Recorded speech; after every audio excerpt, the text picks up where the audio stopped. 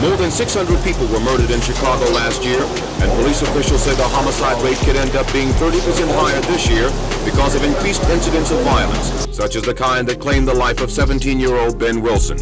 Police have identified the suspects in his murder as members of a street gang. Those gangs are responsible for 61 murders so far this year. Ben Wilson Jr., one of the best basketball players to ever come out of Chicago. He actually went to Simeon High School. He was regarded as one of the top high school players by scouts in 1984. But on November 21st of 1984, Ben would die due to injuries he sustained in the shooting from the day before. The mother of slain basketball star Ben Wilson spent this morning at the Reverend Jesse Jackson's house, going over funeral arrangements for her son. This could very well be the beginning of a major and serious drive in this community to tackle killing head on. We've simply hit the breaking point. So often our young people are killed, and it's just accepted as a way of life. Born in 1967 to Ben Wilson Sr. and Mary Wilson, Ben was raised in the Chatham neighborhood. That's actually on Chicago's South Side. Ben used to kill him in basketball. He was one of the best players at St. Dorothy School. He actually transferred to Ruggles Elementary School, where he graduated in 1981. He used to practice and play basketball at Cole Park. That's in Chatham. As this game developed, his friends and his family, people that was around him, noticed that he was raw and his talents could make him one of the best players in the sport. They made it a point to protect Wilson from the gangs and all kind of shit as he got older. Chicago police often use stop-and-search tactics like this one in hopes of catching suspected gang members who might be carrying a weapon. But police admit there is little they can do to stop the violence. Residents with whom we spoke agree it will take a community effort. I don't think it's anything that one particular source can cut down on. It has to be like a combined effort. As soon as he entered high school, they was around him.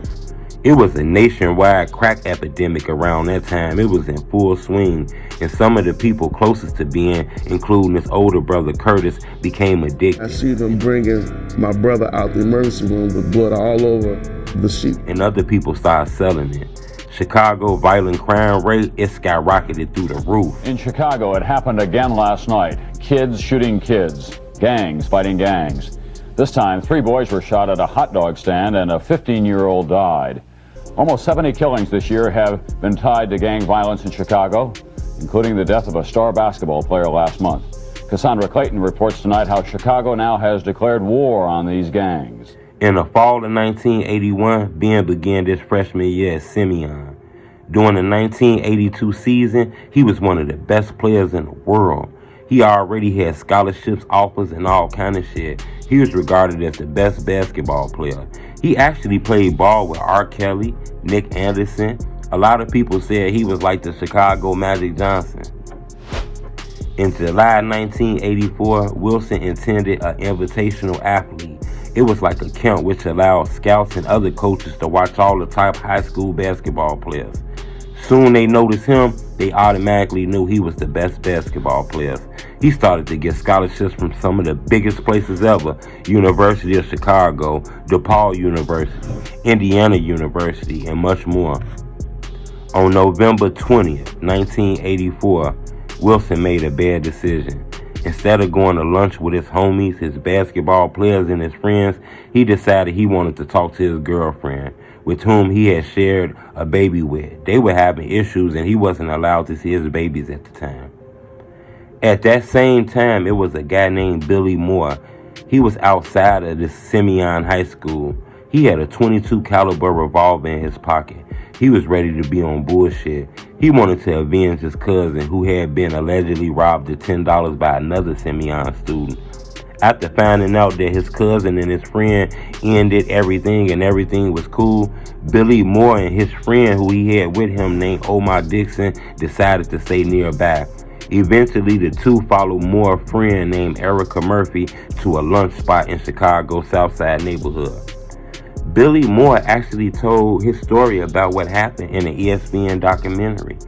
He said him and his friend Omar was outside of this food place when Ben and the girl walked past. Ben was trying to talk to this girl, and this girl looked like she was uncomfortable, didn't want to talk. She was trying to break away from Ben because Ben was grabbing on her. While he was grabbing on her, he ended up bumping Moore.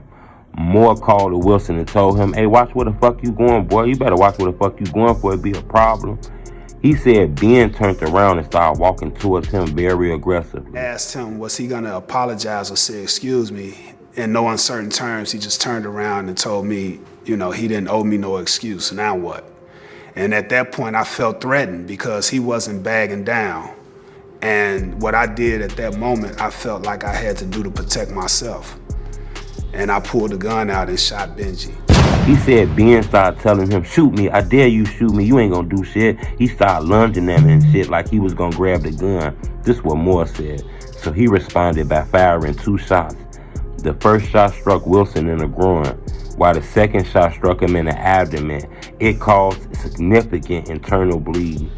Moore and Dixon ran, got away. Within minutes, word of the shooting reached Simeon's campus, and a crowd gathered near Wilson. Emergency, police, ambulance, they were on their way. Simeon basketball coach Bob Hambrick actually told this story in another interview.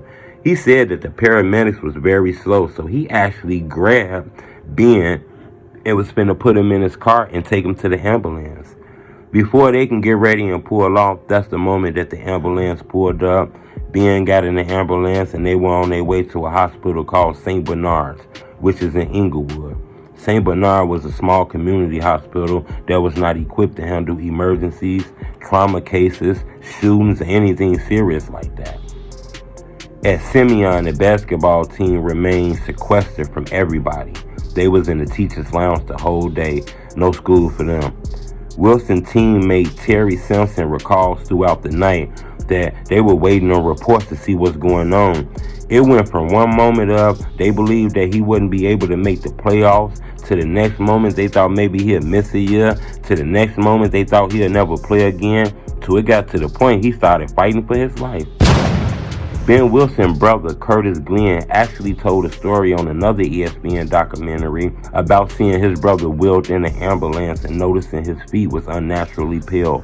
Upon examination, it was discovered that Wilson's aorta was damaged by the second shot and there was no blood reaching his lower extremities. Despite doctors repeatedly telling them they could save her son, Mary Wilson already knew deep down in her heart that her son wouldn't be saved. She knew that he would be in a persistent vegetative state because of the massive blood loss that he already had lost. She was a nurse earlier in her life, so she already knew how a lot of this go. Early the next morning, Ben Wilson's mother asked that her son be taken off life support, and Ben Wilson died shortly thereafter. He was buried in Oakwood Cemetery. We pray as we sit here looking down on Ben, that peace will come, that confusion will disperse, and that order will come out of disorder, and that harmony will come out of disharmony. Look down upon us. Soon after the shooting, the girl that was with Billy Moore, she said she came home and she seemed sitting in her living room watching TV like nothing never happened. That was the moment he discovered exactly the person he shot. He sat there until the police came. They started pounding on the door. Later on that night, his friend Dixon was arrested too. The charges was upgraded to murder once Wilson's death reached the police. The police actually claimed that his story is not real. The police said that they believed that this was a robbery and that Billy Moore and Dixon tried to pick Wilson's pockets and that Dixon urged Billy Moore to shoot Wilson. Both young men actually signed that confession and agreed with that, but later on recanted. Despite being underage at the time, the Cook County State's Attorney Office elected to try both men as adults. As this trial went on, the prosecutor presented the same case theory that these guys tried to rob him. This wasn't a he bumped into him, they were looking for money. Ben Wilson's girlfriend, she was actually the prosecution lead witness and testified to the same effects. Billy Moore and Dixon attorneys, they argued that the reason these charges were upgraded to murder is because Ben Wilson was a celebrity. Eventually, Moore and Dixon was convicted on all charges, including murder and attempted armed robbery. Billy Moore was sentenced to 40 years in prison for his role in that murder. Dixon only received a 30-year sentence. Dixon was given a lesser sentence because even though he was involved in the crime, Moore had been the one to deliver the fatal shots. The Wilson family actually sued the hospital for inappropriate delay of medical care. They settled in 1992 for an undisclosed amount. Dixon actually paroled out of prison in the year 2000, and Moore paroled out of prison in the year 2005. Dixon actually got locked up again for another armed robbery charge. Can you believe he was still up to that bullshit? Billy Moore actually interviewed in 2012.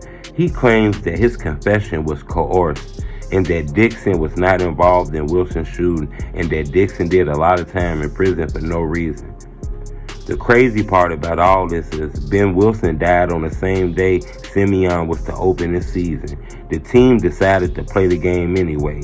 It was a rematch with a team from Everson, and they actually won. This is one of the craziest stories of all time. You know when a lot of people say, man, look, you be with the wrong crowd, you fucking with them wrong people, you gonna end up losing your life, man, being with the wrong crowd. So that shit'll rub on you and some shit'll happen to you. This is one of the stories where a guy, he was with his own crowd, minding his own business, trying to fix his relationship with a girl who had his kids, and he didn't know that death was in front of him. One of the saddest stories ever. R.I.P. Ben. It's the homie True Teller Street Reporter.